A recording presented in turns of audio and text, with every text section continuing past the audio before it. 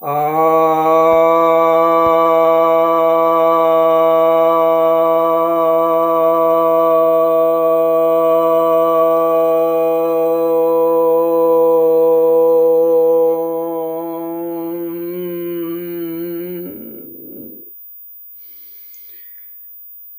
भक्तजनों को सप्रेम नमन। भक्तों, आज मैं आपको सनातन धर्म और भगवान बुद्ध से संबंधित एक विषय पर आपको ले जाना चाह रहा हूँ। आपको, यदि आप रेगुलर व्यूअर हैं तो आपको याद होगा, मैंने एक वीडियो बनाया था भगवान बुद्ध पर, जिसमें मैंने कहा था कि जो बौद्ध संप्रदाय है यह सनातन धर्म का ही एक संप्रदाय है, और भगवान बुद्ध जो थे उन्होंने किसी नए धर्म की स्थापना नहीं की थी। वे तो बस जो सनातन धर्म था, जो वेद में जो सही बातें थी, यानी वेद का जो सही पहलू था, मेरा कहने का मतलब यह है, उसी को वे रख रहे थे। जो समाज में विकृतियां आ गई थी उसी को रख रहे थे। कितने आजकल ऐसे लोग हैं जो कह रहे हैं कि नहीं, एक कम्युनिस्टों वामपंथियों के प्रभाव में और विदेशियों के प्रभाव में जो तोड़ना चाहते थे हिंदू धर्म को, तो वे लोग इस तरह से प्रस्तुत किए भगवान बुद्ध को कि वे नास्तिक थे, तो वे धर्म को नहीं मानते थे। जबकि तो उनका तो ग्रंथ ही है धम्म पद कह के धर्म के पद, तो कहते हैं वे धर्म को नहीं मानते थे। अरे भाई, जो धर्म को नहीं मानेगा वो धम्म पद क्यों कहेगा? तो जितने भी उनके उपदेश हैं सब सनातन धर्म से संबंधित ही हैं, और वास्तविक जो पहलू होता है अध्यात्म का, उसी को उन्होंने रखा है।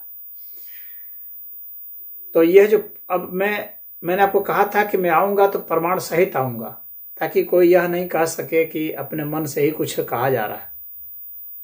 मैंने उसी वीडियो में कहा था।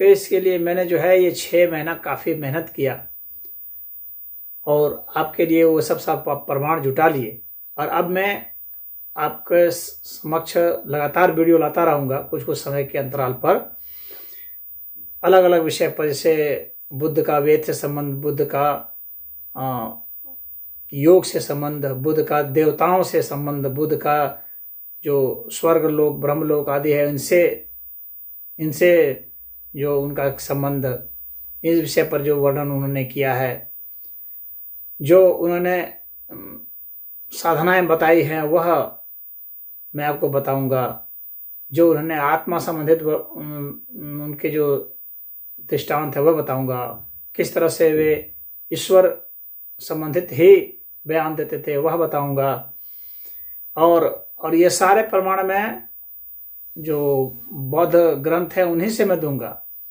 कैसे वे यज्ञ का समर्थक थे उसको दूंगा, कैसे वे खुद को ब्राह्मण कहते थे उसको दूंगा, ब्राह्मण वे किसको कहते थे यह दूंगा, वे तमाम प्रकार के पशु हिंसा के खिलाफ थे, यानी अहिंसा की बात करते थे उसको मैं दूंगा, वे किसी प्रकार के जातवाद के खिलाफ थे, वर्ण व्यवस्था के समर्थक थे, वर्ण कैसे होता है उसको उन्होंने बताया है। तो मैं उन सभी बातों का प्रमाण सहित आपको बताऊंगा। लोक और परलोक वे कैसे बात करते थे, कैसे वे जन्म मृत्यु से परे जाने की बात करते थे, कैसे समाधि की बात करते थे, कैसे निर्वाण की बात करते थे। तो ये सारे जो लक्षण हैं ये तो वही न है जो कि एक धार्मिक व्यक्ति कहता है, तो उनको अधार्मिक कहना ये कम्युनिस्टों वामपंथियों की जो है सिर्फ वो है, और कांग्रेसियों की एक साजिश थी बुद्ध का स्तर नीचे गिराने की। भगवान बुद्ध को नास्तिक घोषित करके वो कम्युनिस्ट अपने लेवल पर ले आना चाहते थे कि वे भी कम्युनिस्ट थे इस आधार पर वे लाना चाहते थे। तो भगवान बुद्ध की गरिमा को गिराने का प्रयास इन्होंने किया, और इस आधार पर उन्होंने हिंदू धर्म को तोड़ने की कोशिश की, और यह एक संप्रदाय को एक नया धर्म देने की कोशिश की। बहुत सारे मतावलंबी ऐसे हो गए जो उनको मानने भी लगे, और आज फिर विशेषकर जब अम्बेडकर ने धर्म परिवर्तन किया था बताते हैं, तो वो बौद्ध धर्म को स्वीकार किए थे। वह कोई धर्म थोड़ी संप्रदाय है, उसको अम्बेडकर ने जी ने स्वीकार किया था। तो यह जो आज मैं बताने जा रहा हूँ, आज जो हमारा विषय है वह है बुद्ध ने जो वेद से संबंधित जो बातें की हैं उस विषय में मैं आज बताने चाह रहा हूँ, और उसका आपके समक्ष प्रमाण में प्रस्तुत करूँगा। आप उसमें देख सकते हैं बौद्ध संप्रदाय के मुख्य जो ग्रंथ हैं, श्रेष्ठ ग्रंथ जो उनमें से हैं, उनमें से एक धम्मपद है और एक सुत्त निपात है। तो सुत्त निपात ग्रंथ से आज मैं आपको बतलाने जा रहा हूँ कि कैसे भगवान बुद्ध वेद से संबंधित क्या क्या उनके विचार थे। थोड़ा वीडियो लंबा हो सकता है लेकिन प्रमाण सहित मैं आपको दूंगा, इसलिए। तो यह जो सुत्त निपात है, तो इस सुत्त निपात का जो ग्रंथ है, इसका जो माघ सुत्त है, इस माघ सुत्त का जो 17वां सुत्त है, यह क्या कहता है, 17वीं जो गाथा है, यह क्या कहता है, यो वेदगु ज्ञान रतो सतीमा संबोधि पतो शरणम बहुन्न कालेन तमहि हृदय हव्यम पविच्छे यो ब्राह्मणो पुंच पेक्षो यजेत। तो यह जो है पाली भाषा में है। इसका अर्थ है कि जो वेदज्ञ है, यानी वेद के जानकार हैं, वेदज्ञ, जो वेदज्ञ हैं, ज्ञान में रत हैं, स्मृतिवान हैं, संबोधि प्राप्त हैं और बहुतों का शरण है, जो ब्राह्मण पुण्य की कामना से यज्ञ करता है, उसे चाहिए कि इन्हें समयानुसार हव्य का दान करे। तो यहाँ पर देखा आपने, भगवान बुद्ध ने वेदज्ञ का महिमा मंडन किया। इसके बाद फिर मैं सुंदरिक भारद्वाज सुत्त पर आता हूँ। इसका जो 14वीं जो गाथा है उसमें है क्या है, यदंतगु वेदगु यञ्य काले यस्माहुतिम लभे तस्सी जहेति ब्रूमि। तस्सी जहेति ब्रूमि अर्थात यज्ञ के समय पारंगत किसी वेद मर्मज्ञ ज्ञानी को आहुति मिल गई तो उसका यज्ञ सफल होता है, ऐसा मैं कहता हूं। ये भगवान बुद्ध कह रहे हैं। इसके बाद आपको इसका जो 25वीं गाथा है इसी सुंदरिक भारद्वाज सुत्त की, तो इसकी 25वीं गाथा है। इसमें कह रहे हैं, हुतच्च मयम हुतमत्थु सच्चम यम तादिशम वेद गुणम अलत्थम ब्रह्मा ही सखी परिगणहातु मे भगवा भुज्यतु मे भगवा पुरकाशम। कह रहे हैं कि आप जैसे वेद के गुणी को पाकर सचमुच मेरा यज्ञ पूर्ण हुआ। भगवान बुद्ध को कह रहे हैं सुंदरिक भारद्वाज की, आप जैसे वेद के गुणी, भगवान बुद्ध वेद में पारंगत थे, वेद के मर्मज्ञ थे वे, तो इसीलिए कहा गया आप जैसे वेद के गुणी को पाकर सचमुच मेरा यज्ञ पूर्ण हुआ। आप साक्षात ब्रह्म हैं।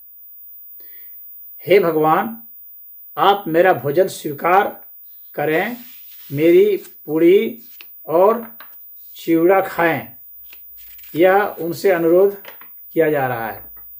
अब इसके बाद मैं आपको बतलाता हूं वसल सुत्तम। वसल सुत्तम का 25वीं गाथा है यह, जिसमें कहा जा रहा है अज्झायक कुले जाता ब्राह्मणा मंतबंधुनो ते च पापेषु कम्मेषु अभिणः मुपदिस्सरे। अर्थात जो वेद पाठियों के घर में उत्पन्न वेद मंत्रों के जानकार ब्राह्मण हैं। मंत्र यहां पर जो है ना, ये मंत्र के लिए है, मंत्र बंधनो।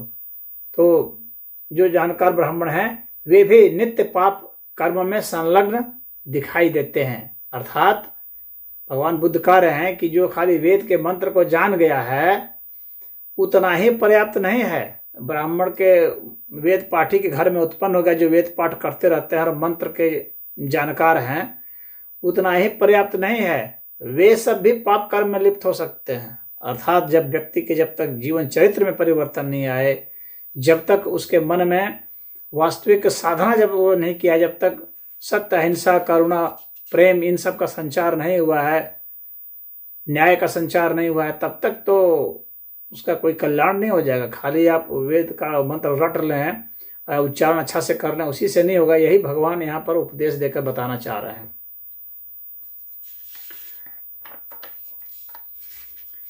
अब इसके बाद जो है भगवान बुद्ध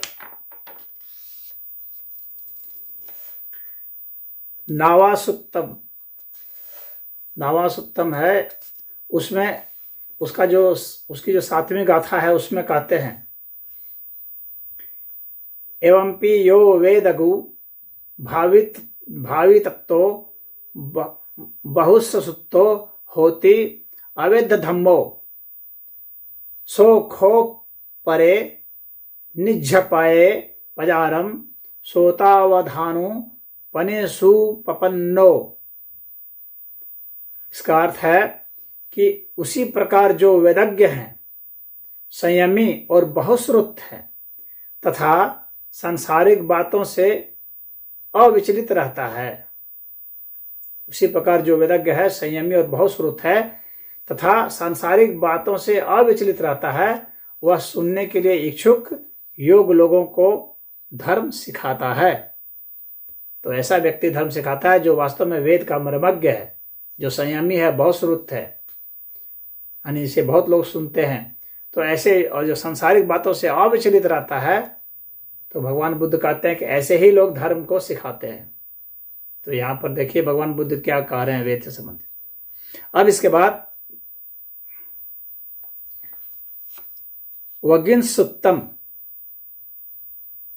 तो इसमें वंगिस जो है उससे भगवान बुद्ध ने संवाद किया है। तो उस पर यहाँ पर उन्होंने जो कहा है, ये 10वीं गाथा है, इसमें देखिए वे क्या कहते हैं संपन्न व्याकरणम तवेदम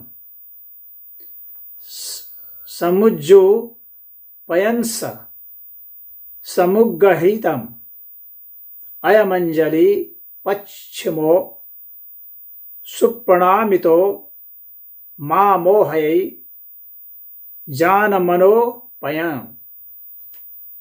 अर्थात हे व्याकरण से संपन्न वेद मर्मज्ञ,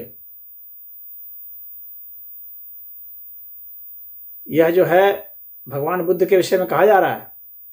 और यहां पर व्याकरण से संपन्न कहा गया है, संपन्न व्याकरणम तवेदम, हे व्याकरण से संपन्न वेद मर्मज्ञ, आपकी सारी बातों को मैंने अच्छी तरह ग्रहण किया है, यह मेरा अंतिम प्रणाम है।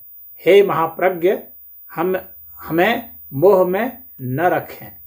ये भगवान बुद्ध से वंगिस ने कहा है। तो आप देख रहे हैं भगवान बुद्ध जो है व्याकरण से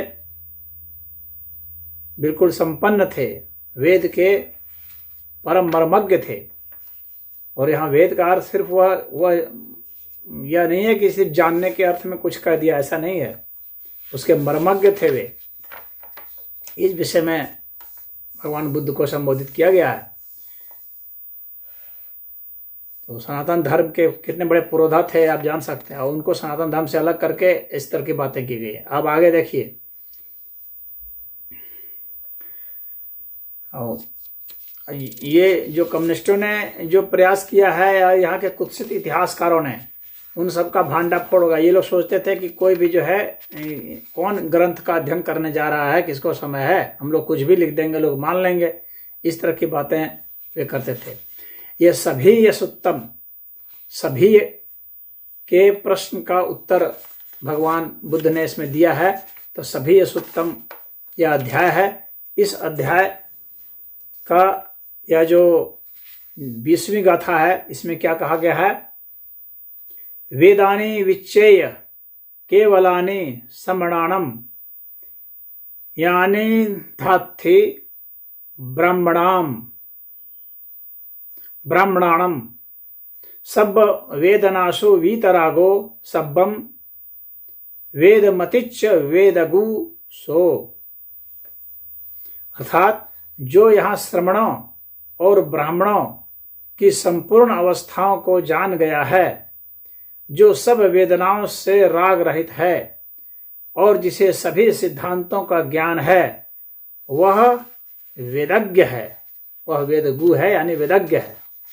भगवान बुद्ध ने स्पष्ट कर दिया था कि कौन वेदज्ञ है। वेदज्ञ की परिभाषा उन्होंने इसमें की है।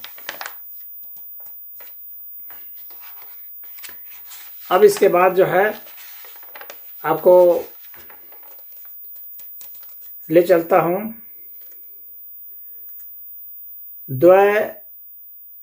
द्वयतानुपस्सना सुत्तम। इस अध्याय का नाम है द्वयतानुपस्सना सुत्तम, सुत्त निपात ग्रंथ का यह अध्याय। और इसकी जो 10वीं गाथा है, इसमें देखिए क्या कहा जा रहा है।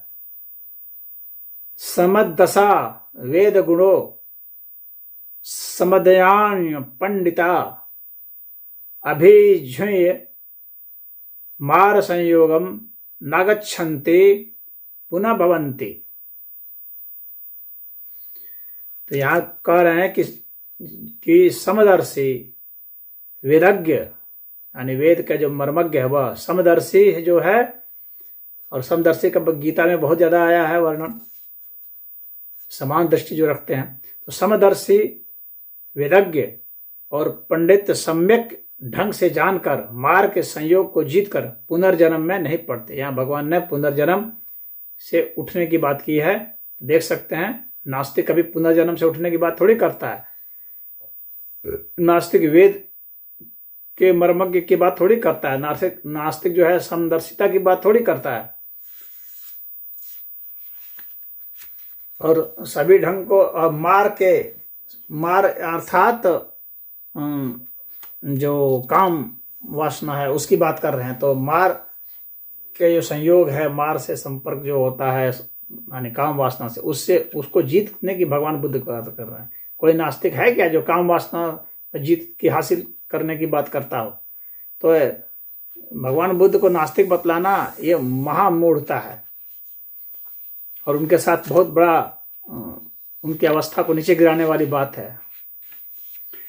तो यहाँ पर भगवान बुद्ध ने स्पष्टतः वेद का प्रमाण देते हुए कहा है, वेद को महत्व दिया है और कहा है कि वेद का मर्मज्ञ होना जरूरी है, समदर्शी होना जरूरी है, पंडित होना जरूरी है। और कहा है कि काम वासना से ऊपर उठना जरूरी है, तभी आप पुनर्जन्म से ऊपर उठने की भी बात भगवान बुद्ध ने की है।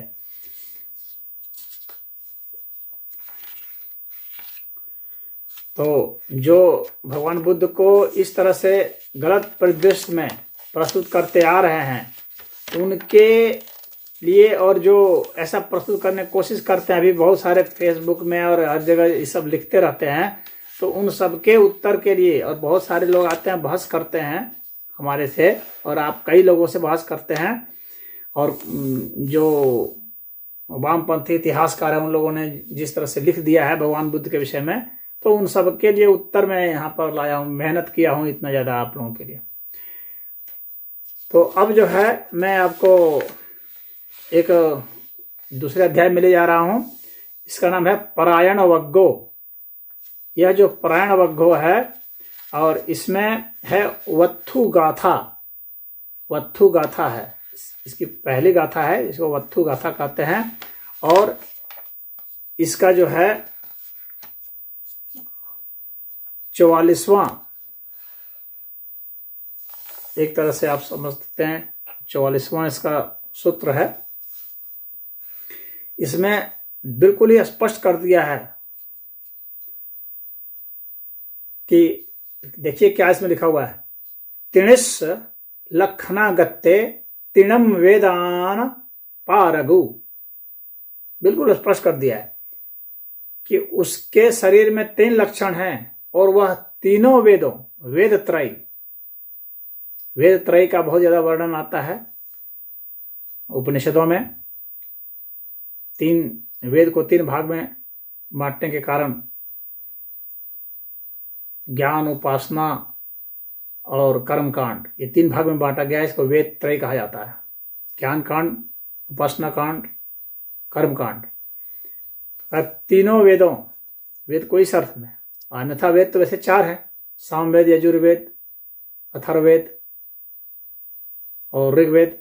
तो हालांकि ये 4 वेद है, लेकिन इसको वेद त्रय कहा जाता है जब इसको कर्म कांड, उपासना कांड और ज्ञान कांड के अर्थ में जब हम विभाजित करते हैं। तब संहिता के अर्थ में विभाजित करते हैं तो ऋग्वेद, अथर्ववेद, यजुर्वेद, सामवेद कहते हैं, और जब कांडों के हिसाब से विभाजित करते हैं तो त्रय कहते हैं, वेद त्रय। तो कहते हैं कि उसके शरीर में 3 लक्षण हैं और वह तीनों वेदों, वेद त्रय, तीणम वेदान पारगु में पारंगत है। तो यहाँ पर वेद की पारंगता की बात भगवान बुद्ध ने कही है और तीनों वेदों की बात की है। तो आप समझ गए हैं कि भगवान बुद्ध वेद के कितने बड़े समर्थक थे, कितने बड़े मर्मज्ञ थे, और वो वेद को इस तरह से प्रमाणिक ग्रंथ के रूप में ही मानते थे। इसीलिए उन्होंने उनका समर्थन किया है। जो जिसको प्रमाणित मानता है इसीलिए वो उसका समर्थन भी करता है, जिसकी बात जहाँ तक सही होती है। तो वो कोई वेद विरोधी नहीं थे, जैसा कि बाकी लोग सब बतलाते हैं कि वो भगवान बुद्ध तो वेद के विरोधी थे। तो कोई वेद के विरोधी नहीं थे, वेद के वे समर्थक थे उल्टे, बल्कि, और वेद के वे स्वयं ही मर्मज्ञ थे, और उसके व्याकरण सहित वे मर्मज्ञ थे। वो बहुत उच्च स्तर के विद्वान भी थे भगवान बुद्ध।